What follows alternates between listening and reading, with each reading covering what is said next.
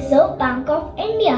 Let me tell you, it's a make a right start. Become financially smart with emphasis on saving and power of compounding. The theme for this year is targeted towards young adults, mainly students. The objective is to raise awareness about the advantages of instilling the discipline of saving money from an early age. The whole thing is that कि भैया सबसे बड़ा रुपया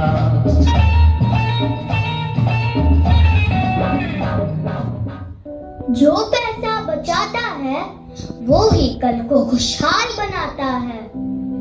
Our teachers are introducing the important subject of financial literacy into our learnings. अब क्या एक और subject पढ़ाना पड़ेगा और क्या इसका असेसमेंट भी होगा? Wait, your mummies and papas, do not get scared. क्या scared? ये इंग्लिश, मैथ्स, ईवीएस, हिंदी कम थे जो एक और सब्जेक्ट इंट्रोड्यूस हो रहा है. इसका सिलेबस क्या होगा? असेसमेंट कितने मार्क्स का होगा? और अगर बच्चों ने 10 और 10 को नहीं किए तो फिर पीटीएम में टीचर से इनके इम्प्रूवमेंट के तरीके पूछने पड़ेंगे. Let me explain. This initiative is not just about assessment and understanding money. It's about preparing us for real life situations and helping us to make informed decisions. Our teachers are teaching us how to manage our finances.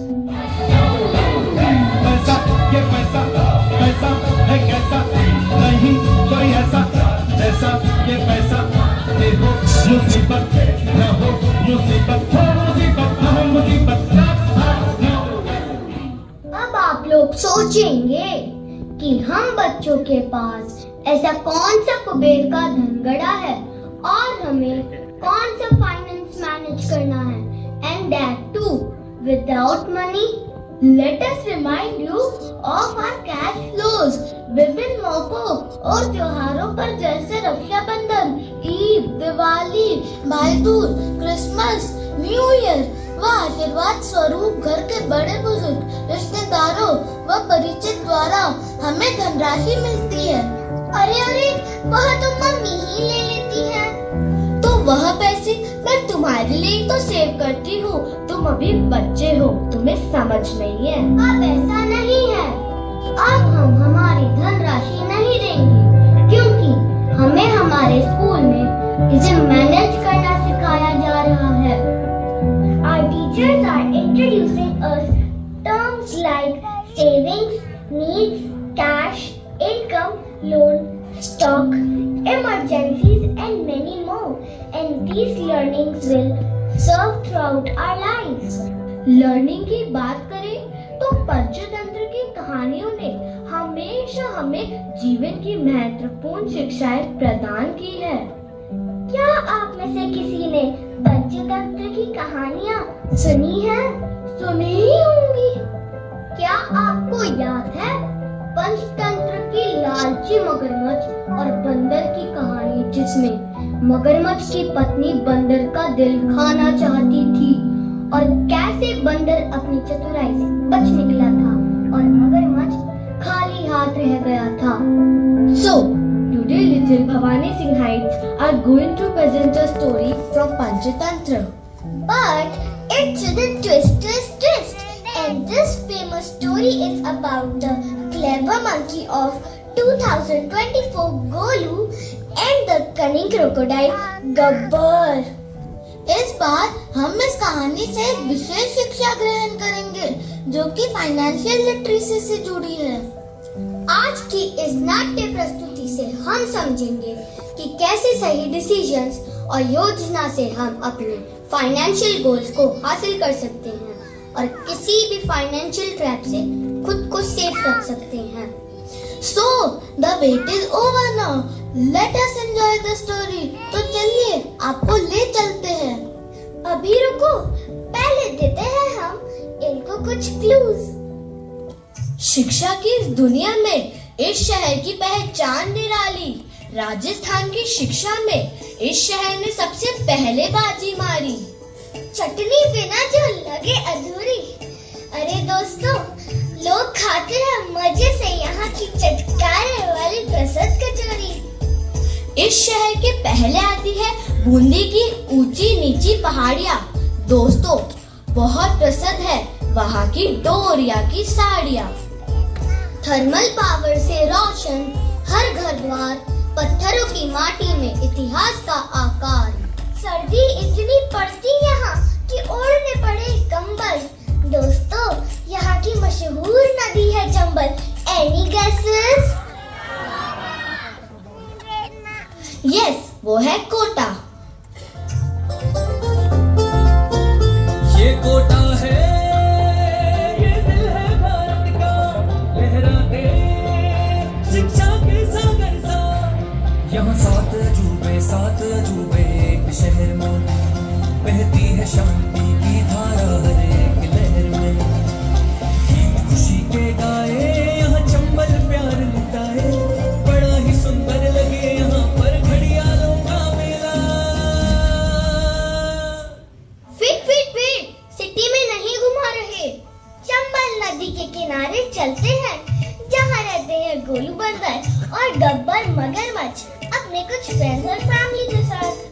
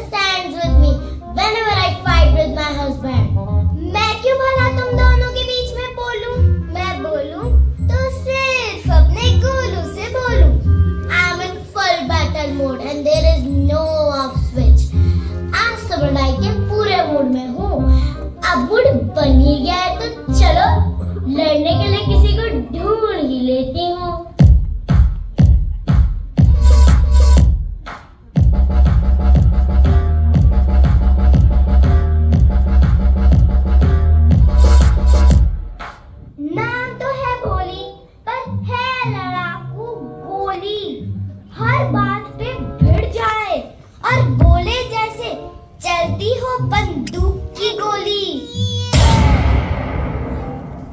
क्या आपके घर पर भी है ऐसी कोई भोली?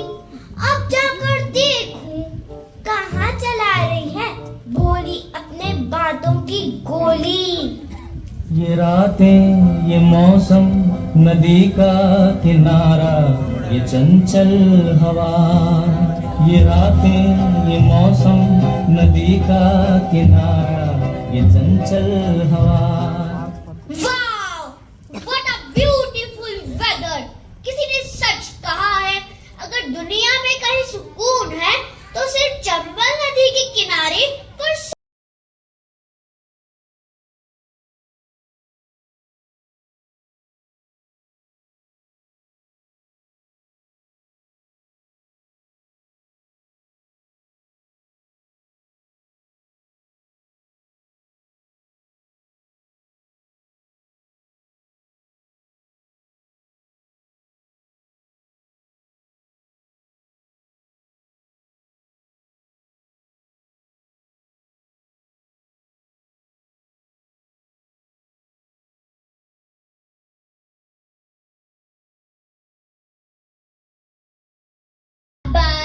फिर से तुम यहाँ लेटे हो।